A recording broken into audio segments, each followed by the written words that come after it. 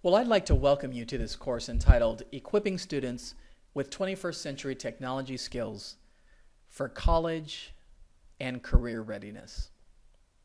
In this course, you'll learn how to embed technology into your current lesson plans, as well as how to write technology-specific lesson plans to train your students how to become proficient in a technological society. My name is Donnie Wise. I'm the instructor for this course. I'm also a fellow teacher, and I'm delighted that we could cover these following points. This particular video will be a little bit longer because we'll first cover an overview so that you can get a framework of the course as well as get some hints of how to get the most out of this course. We'll then go to Lesson 2 and 3, which is on keyboarding. Lesson 4 is on gathering. Lesson 5 and 6 is on comprehending the information they've gathered. Lesson 7 and 8, you'll teach your students how to evaluate the information. I know you know this, but not everything that appears first on a Google search is the right information to include in a book report. So you need to evaluate, that is, to decipher what's good and what's not, and also cross-check information. Synthesizing is 9 and 10. Lesson 11 and 12 is summarizing. Then Lesson 13, 14, and 15 are technology lesson plan writing and how to embed technology into your current lesson plans. You'll see at the bottom there's some technology specifics that we'll cover, but you don't need any of these tools on your particular device.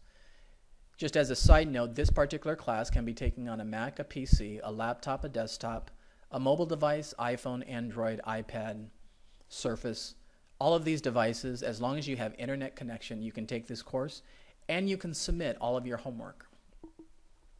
What will you learn in this course? Well, upon successful completion of this course, you will have learned useful technologies and skills needed for college readiness and the workplace. I'm not only a fellow instructor, I also work at a company, which is a think tank called RAND Corporation.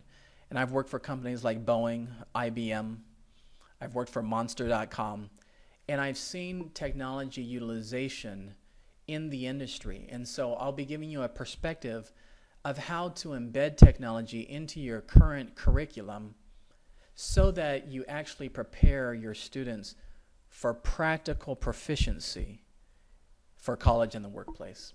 You will also have learned how to embed technology into your current lesson plans and how to create technology-specific lesson plans.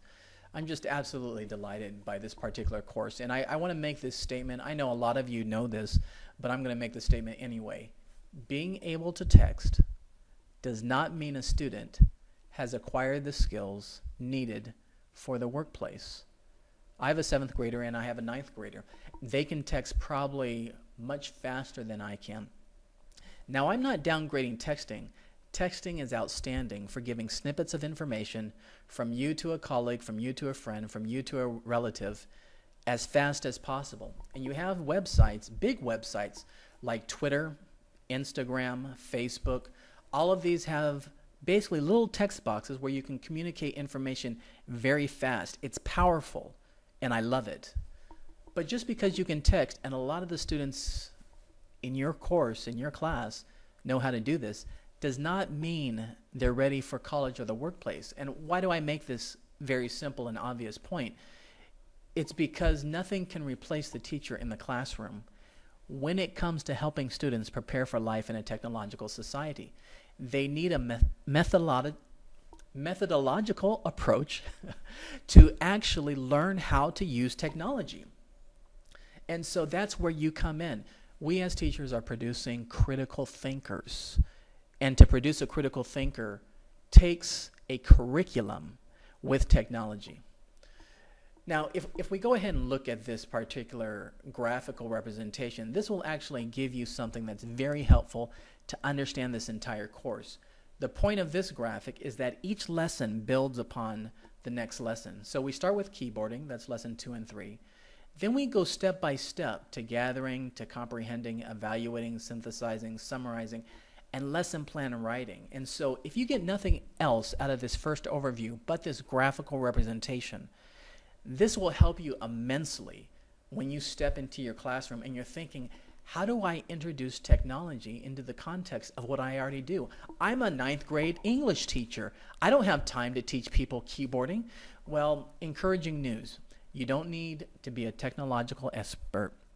You don't need to rewrite your lesson plans. This particular course will teach you how to embed the Common Core standards with the technology that's embedded in those Common Core standards into what you already do as an expert. So you're already successful and you already have the skills. By the way, you don't need a nice computer in your room. You don't need a computer lab. If you have chalk and a chalkboard or a whiteboard, everything in this particular course will be applicable to you. Let's go ahead and look at where these words come from. I just want to make sure you don't think I pulled these words out of the air. They come from words that are in the Common Core standards. So let's look at a 4th grade Common Core standard. It says, with some guidance and support from adults, use technology, including the internet, to produce and publish writing, as well as to interact and collaborate with others. Demonstrate sufficient command of keyboarding skills to type a minimum of 1 page in a single setting. So that's a very specific metric. You know, before the Common Core standards, we had no idea what a 4th grader should be able to do with regard to technology. But now the Common Core standards state what they can do. So keyboarding is the first step. Let's go to the other steps. You'll look at the first sentence here. It says research and media are skills blended into the standards as a whole. So I want to make this very clear. There's 2 main pillars of the Common Core standards. There's mathematics and there's English literacy. Technology is not a 3rd pillar of the Common Core standards yet, but it's embedded, or as you see the word here in the first sentence, it's blended into the standards as a whole. And this is how you should approach technology with your course. We're not trying to convert you from an English teacher to a technology teacher. No, we're strengthening what you already do by providing you the skills and the tools in order to blend technology into what you already do in order to enable our students to live in a technological society. So finishing the statement here, it says to be ready for college, workforce training, and life in a technological society, students need the ability to gather, comprehend, evaluate, synthesize, and summarize information and ideas, to conduct original research to answer questions or solve problems. So that's where the other steps come from. Of course, the last step, which is not mentioned in here, is technology lesson plan writing, and that's where I'll be taking the previous words that the Common Core standards take and helping you to create lesson plans that blend, as it says here, or embed technology into what you already do. I'd like to drive this point home a little bit with regard to having a methodical approach for helping our students become increasingly proficient with technology.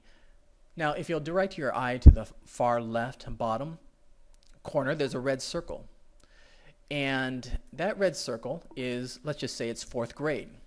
So there's a little man there on the first step, starting at keyboarding. And interestingly enough, my daughter in 4th grade learned how to type. But you know what's interesting is at 7th grade, she had not advanced with regard to her keyboarding skills. In fact, although she could probably type several words without looking on a keyboard in 4th grade, when I asked her today, can she go ahead and type several words? They're probably about the same set of words, and she's not advanced in her ability to actually use a keyboard, which is commonly used in today's workplace. And so if you look at these arrows, you'll notice a 4th grade teacher can now, with these Common Core standards, realize that by 7th grade, they should be able to type at least 3 pages. It says that in the Common Core standards. By 6th grade, or at the end of 6th grade, they should be able to type 3 pages. Well, these clear metrics really help teachers now have a framework to understand where technology should be embedded. In the same way, a 7th grade teacher can be thankful that a 4th grade teacher understood the metric for the technology that should be learned by the end of 4th grade.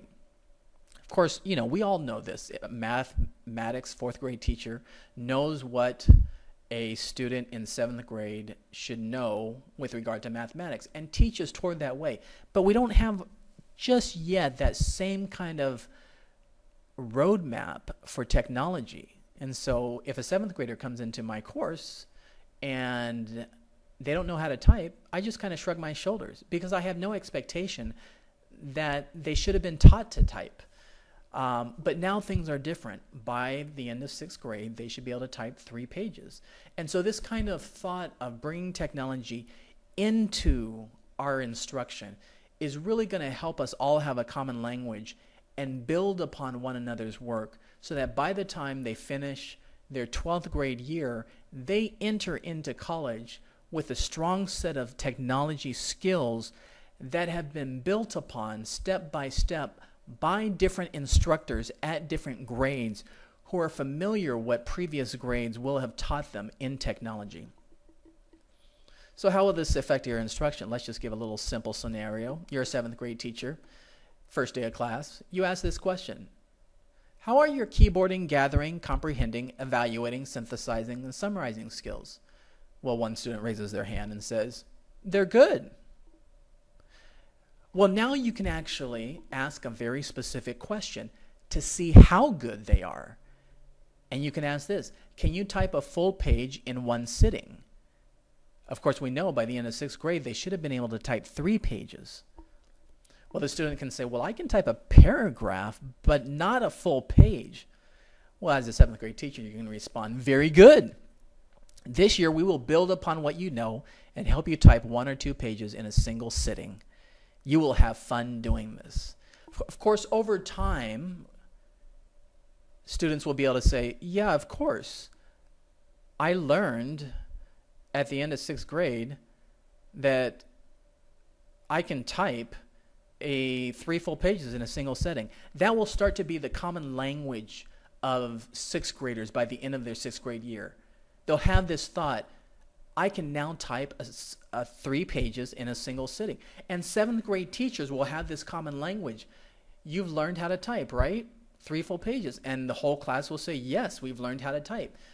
Now, again, you're probably thinking to yourself, man, we don't have a computer lab. I don't have a computer that works or connects to the internet.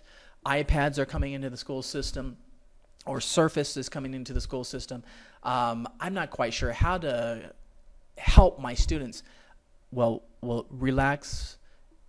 This is the opportunity. With this course, we are going to walk you through this, and you will have direct contact information of myself, and we're going to go through this together. This will be an outstanding course. My website, as you know, is quickietech.com. My contact information, I want you to contact me at any time, donnie.wise@gmail.com. These are the Common Core Standards. If you haven't read the Common Core Standards, you really should grab a cup of coffee, put your favorite slippers on, relax, and read through it. Yeah, they might put you to sleep, but I think you're going to see that at the heart of these core standards, there really is something good, and that is a methodical way to lead our students into critical thinking skills. Once you're done with this particular part of the lesson, you'll click Mark as Complete, and then after that, you're going to click Next. I like to encourage you to finish this entire course in 5 weeks. That's just 3 lessons per week. The course license expires after 8 weeks, so you have a full 8 weeks to finish the course. And I want to encourage you again, no question is a dumb question.